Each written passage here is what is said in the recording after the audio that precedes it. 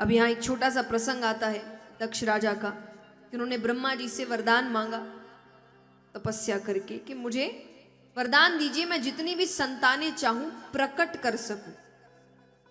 प्रकट, पैदा नहीं, प्रकट कर सकूं। ब्रह्मा जी भी रचना का कार्य कर ही रहे थे, तो उनको लगा कि सहयोग हो जाएगा थोड़ा, तो उन्होंने कहा तथास्तु। तो सबसे पहले दक्ष राजा ने 10,000 पुत्रों की रचना की।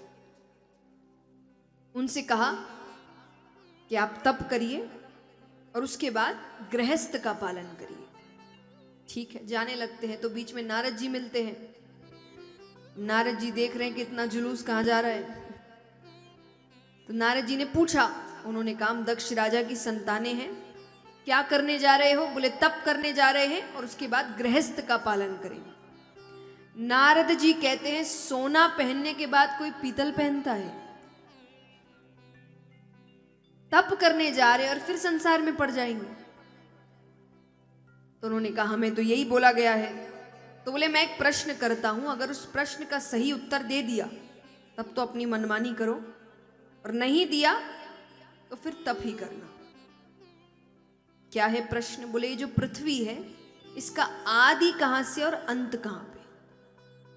बताइए, शुरुआत कहां है और अंत कहां?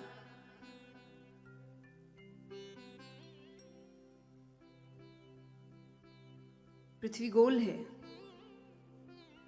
हर जगह से शुरुआत है, हर जगह पर। तो उन्होंने कहा नहीं पता। बोले नहीं पता तो तप करो।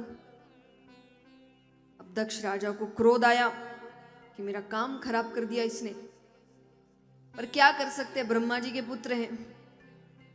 तो उस शर्मा शर्मी में उन्होंने कुछ कहे, बात नहीं कही। उन्होंने फिर से 1,000 पुत्रों की रचना की। उनसे भी यही कहा तप करना और गृहस्थ का पालन करना। वो जाते हैं रास्ते में, फिर नारद जी मिलते हैं। उन्होंने फिर प्रश्न किया, बोले नहीं पता। बोले नहीं पता तो तप करो।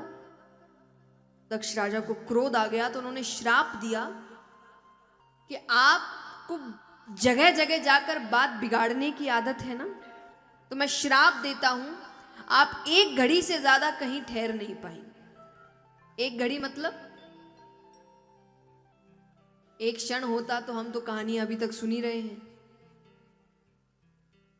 पहले घड़ी के हिसाब से समय चलता था, तो एक घड़ी मतलब आज के समय का 24 मिनट, उसको कहते एक घड़ी। नारद जी ने कहा उतना मेरे लिए काफी है, उससे ज्यादा कहीं रुकना मेरे लिए अच्छा नहीं है। पर यह तो हंसी मजाक की बात है। पर नारद जी ने कहा कि श्राप देने से पहले आपने मुझसे एक बार भी पूछा कि मैंने ऐसा क्यों किया? बोले क्यों किया? बोले आप अच्छे से जानते हैं कि अभी रचना का कार्य चल रहा है।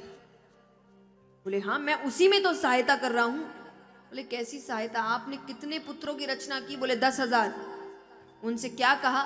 बोले तप करो और गृहस्थ का पालन करो। बोले गृहस्थ मतलब? बोले शादी करेंगे। किससे करेंगे? उतनी कन्या तो होनी चाहिए, अभी उतनी कन्या ही नहीं है। तब उनको अपनी गलती का एहसास हुआ, पर श्राप तो मिल चुका था। इसीलिए कुछ भी बोलने से पहले 100 बार सोचो कि कहीं बात वापस नहीं आएगी। यहां बात छोड़ी, उन्होंने श्राप दे दिया।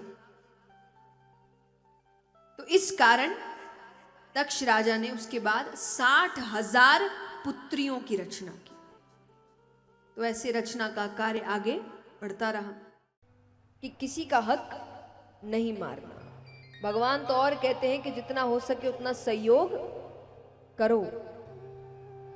मैं हमेशा कहती हूं कि आप इस बात की चिंता मत करिए कि जब आप सहयोग करते हैं तो आपके यहां धन की कमी हो जाएगी। कई बार लोग कहते हैं ना कैसे कैसे दे दे, आपके धन की कमी नहीं होगी। क्यों? कारण है कि भगवान किसी का उपकार नहीं रखते। सहयोग करने वाला भी देखिए मनुष्य तो मनुष्य है, पता चला ऊपर जाकर भगवान पर उपकार दे देगा कि मैंने इतना इतना काम किया, इतना इतना सहयोग किया। भगवान जवाब में देंगे मैंने भी इतना इतना वापस कर दिया था, तुमने जितना दिया उससे डबल मैंने तुम्हें वापस किया था। भगवान ऐसे काम करते हैं, भगवान किसी का उपकार नहीं रखते। आप जितना भी सहयोग करें उसकी वापसी आपको मिलती है, भगवान देते हैं। और मैं निवेदन करूंगी, आज विराम दिवस है, जितनों से हो सके जरूर सहयोग करें उन दिव्यांगों के लिए। कि कथा, जैसा मैंने पहले दिन भी कहा था कि धर्म की कथा है, और सबसे सुंदर बात है कि सेवा का कार्य और जुड़ा है।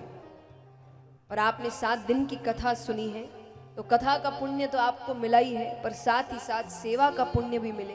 तो जितने चाहे स्थानीय भक्त हो जो टीवी के माध्यम से देख रहे हैं, जरूर सहयोग करें।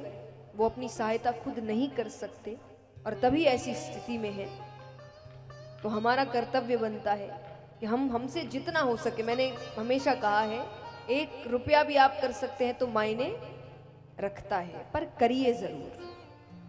मायने ये रखता है, कितना किया है मायने नहीं रखता, किया है मायने रखता है। तो यहां पर किसी का हक नहीं मारना, जितना हो उतना सहयोग करना। लेकिन जब किसी का हक मारते हैं तो अपने जीवन में दरिद्रता लिखते हैं।